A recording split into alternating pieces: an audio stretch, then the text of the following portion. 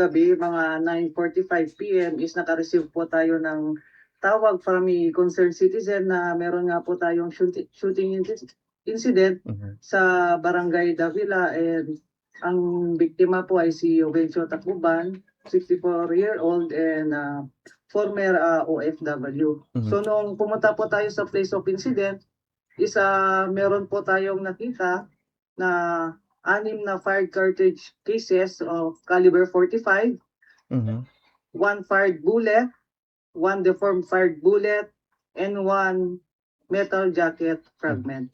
Okay. Okay. So ano po yung lumalabas sa investigation po natin, ma'am? Ano po yung motibo ba't pinagbabaril itong senior citizen po, ma'am? Yes po, Roger. As of this moment is hindi ko pa pwedeng i-disclose yung motive of the incident para hindi po ma-compromise yung conduct of investigation namin. So meron na ba tayong ma'am, person of interest na sinusundan na po dito, ma'am, ng investigation po natin? Yes, meron na po tayong persons of interest regarding this shooting incident.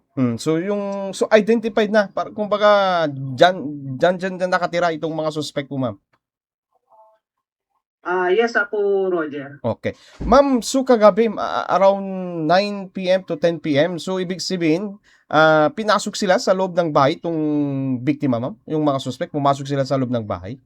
Actually, itong biktima po, Roger, is about to magdi-dinner pa lang siya dun sa may dirty kitchen, and itong suspect po natin is hindi pumasok dun sa loob ng bahay, dun lang sa labas niya pinagbabaril itong biktima po natin.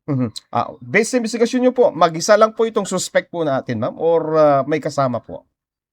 We are still looking at that kung may kasama po itong suspect natin nung ginawa po itong crime po natin. Okay. Ano po yung mga sugat or tinamang bala itong biktima po natin, ma'am? Yes po, Roger. For the meantime, antayin po natin yung result of autopsy para makita po natin kung ilan po talaga yung tama ng bala sa katawan ng biktima. Okay. Itong biktima, si Mr. Tacuban, ano po yung trabaho niya, ma'am? Isa siyang dating OFW sa Hawaii. Wala naman siyang kaalitan dyan sa Barangay Davila, Pasukin, ma'am? With regards to that, po, Roger, for the meantime, hindi ko muna pwedeng i-disclose.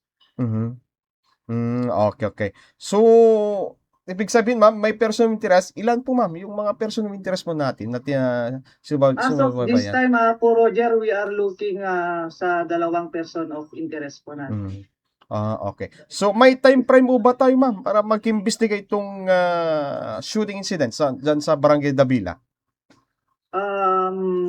So, under ongoing pa po yung investigation namin, po, Roger, and hopefully by next week or bago matapos itong buwan na to is ma-file na po natin yung kaso. Okay. Ma'am, maliban po kung meron po kayong idagdag or mensahe, lalo na ngayon itong pangyayari dyan sa Barangay Davila, Pasukit para makatulong sa investigation po ninyo, ma'am?